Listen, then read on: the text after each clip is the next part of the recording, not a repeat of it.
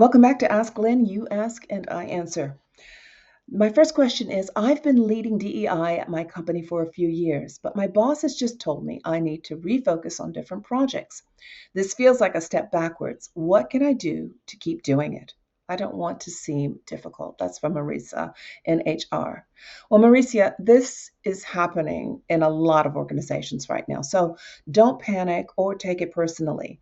The key is not to frame DEI as a side mission, but as a business advantage. Keep the work alive by weaving it into leadership, hiring, retention, culture, and performance conversations.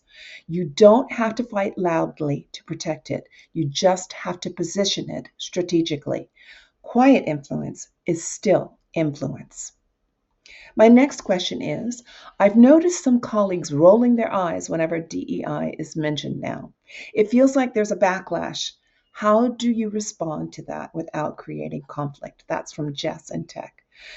Don't get dragged into performative arguments. Most backlash comes from fatigue, fear, misunderstanding, or poor implementation, not necessarily bad intent. So stay calm, factual, and grounded.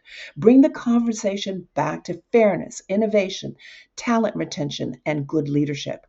When DEI is framed as helping everyone thrive rather than blaming people, resistance softens.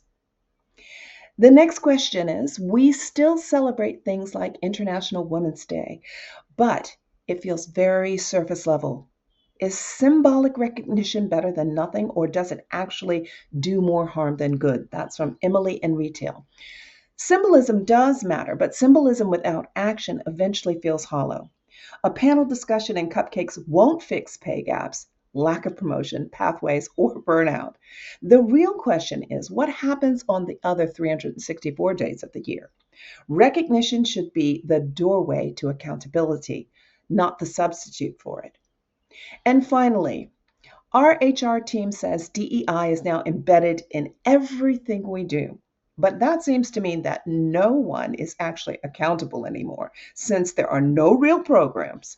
How do you spot the difference between progress and passive abandonment? That's from Tom in Fashion. If everyone owns it, but nobody measures it, challenges it, funds it, or reports on it, that's not integration, that's drift. Real progress has outcomes attached to it hiring data, promotion, rates, retention, leadership representation, and clear accountability. Passive abandonment sounds polished in meetings, but over time, you'll quickly notice the work quietly disappearing. That's it for Ask Lynn this week. If you have any questions, please reach out to me on LinkedIn or through my website. I am always happy to answer.